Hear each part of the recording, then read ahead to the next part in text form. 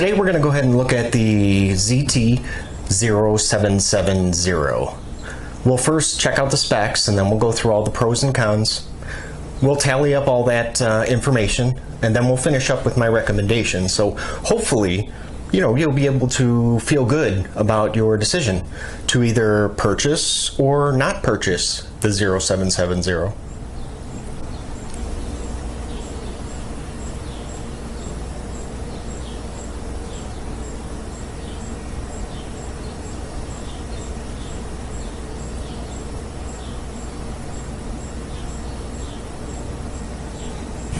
Hey guys, I'm Jay, and well, before you is the ZT0770. Now this is actually, it's one of the few high-end assisted opening knives in my collection. Well, in my eyes, high-end. There's some of you that can spend a house payment on a knife and not lose a wink of sleep.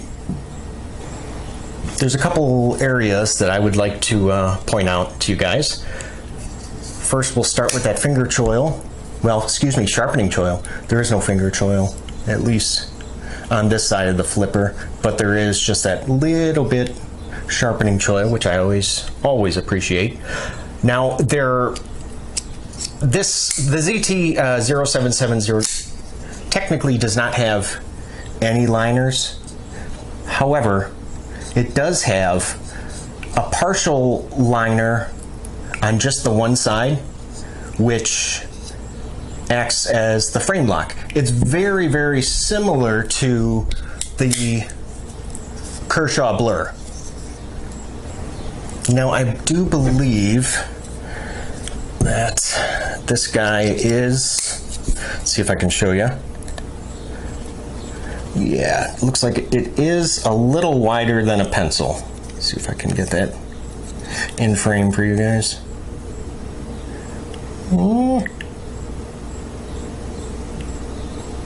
Yeah, a little bit. What do you say we go ahead and check out the weight on this guy? 3.9 ounces. Wow, that is fantastic. Let's see.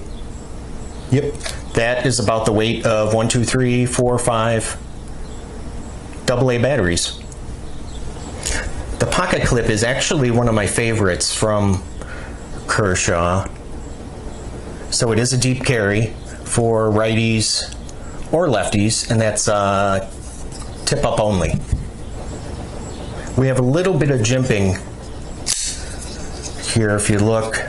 Only spot is right there on the thumb ramp.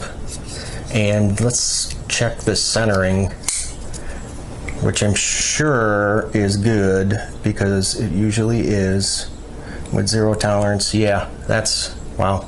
Yeah, that's perfect. There is an external stop pin.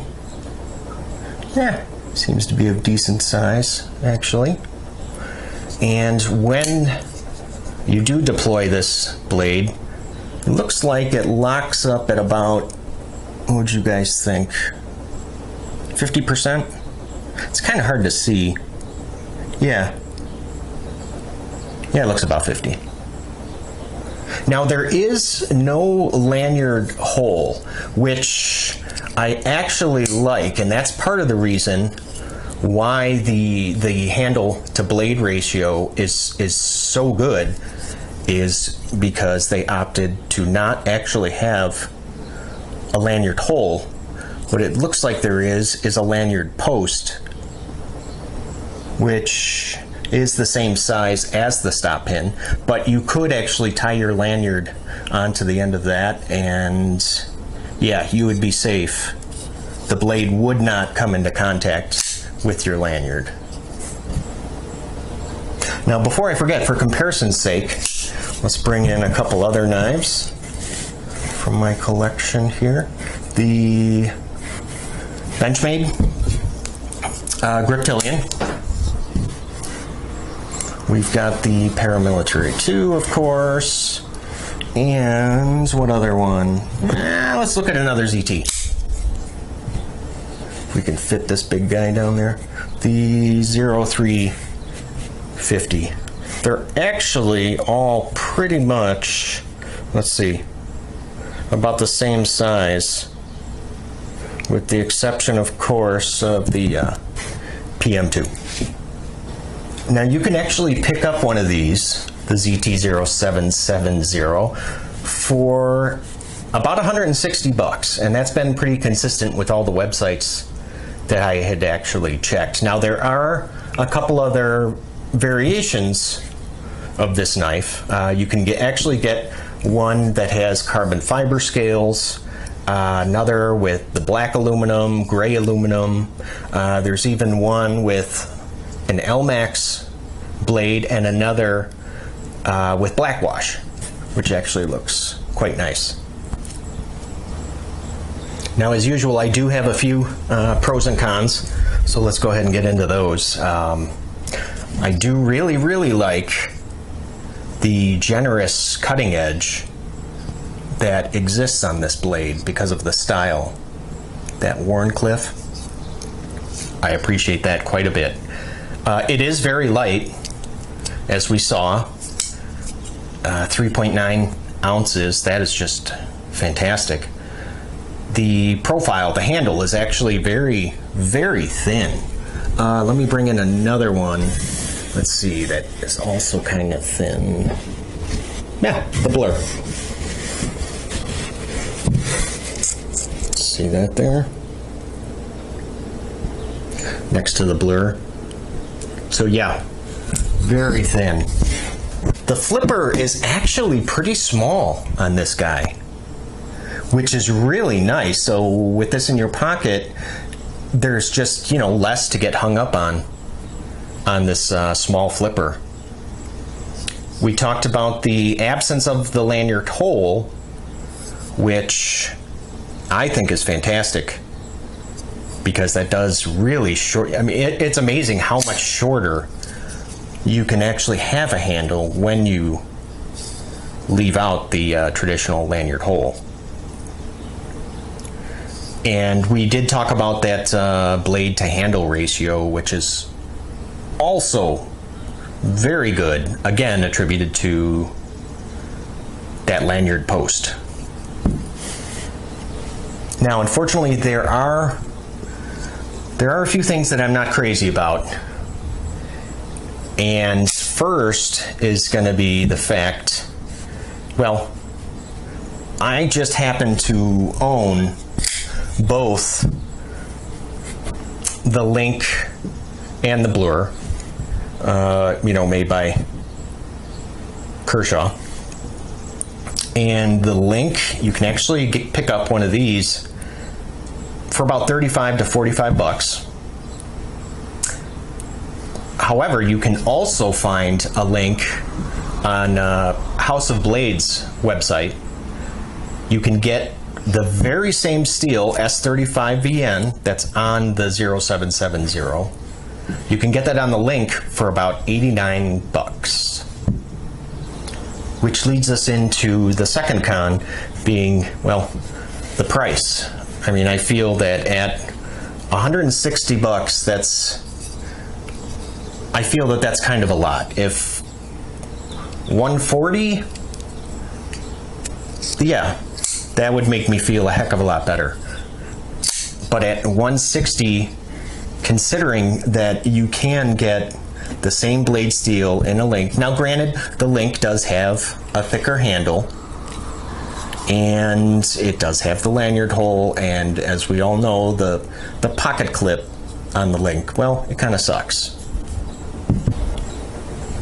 Now, if any of you have larger hands, this might not be the knife for you, because see, I have about medium-sized paw, and you can see I can just barely, you know, get all four of my fingers. So someone with larger hands, and that pinky is going to be hanging off the back there.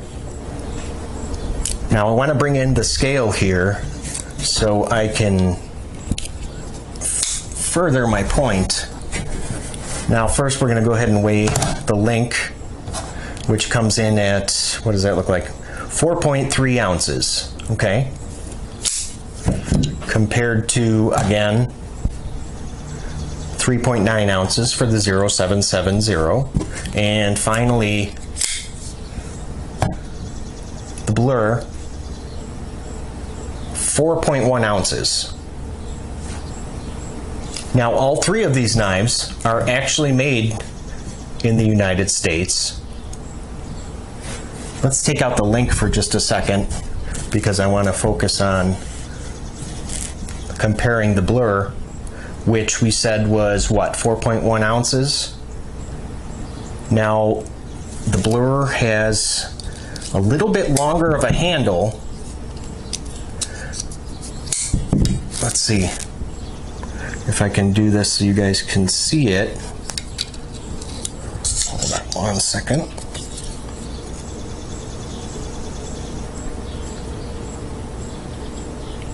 So yeah, Blur has a little bit longer of a handle, and it also has a longer blade as well.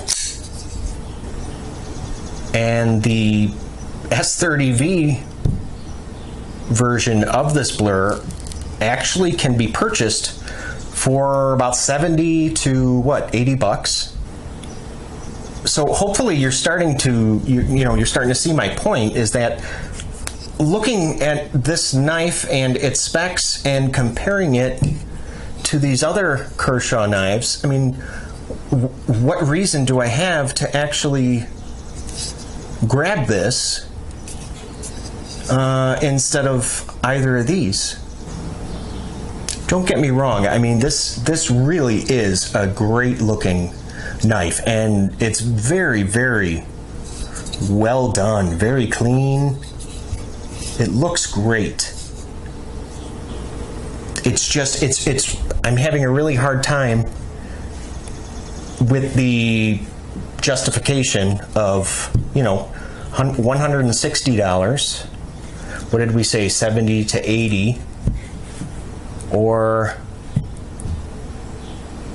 $35 to $45, or even $90 to $89 if you get the S35VN version of the link, which is actually going to take us into my recommendation. And well, I probably really don't even have to say anything here because I've been saying it through the entire video. I mean, at $160, no, I can't justify.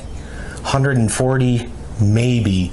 And now keep in mind, that's only if I did not have this in S30V or the link in S35VN, then sure, maybe at $140, sure.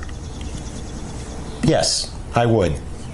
Because, I really do like SpeedSafe. I know a lot of people like to de-assist their ZT knives, but I really do, I don't mind the SpeedSafe, not at all. I want to leave you guys with a question. Now, from your own collection, what is your favorite assisted opening knife? Not autos. We got to leave automatic knives out of this equation. I'm just talking about assisted opening knives like SpeedSafe, for example. What is your favorite one? Mine would probably, I would have to go with either the Blur here or the Rake, which is also another Kershaw knife. So please post your answers in the comment section below. I really do enjoy reading that stuff from you guys. If you would like to see some more of my assisted opening knives, for my collection, then I have a lot of them, so please go ahead and click on subscribe. And if you feel that this video actually answered, well, most, if not all of your questions about the ZT0770, then go ahead and leave a like.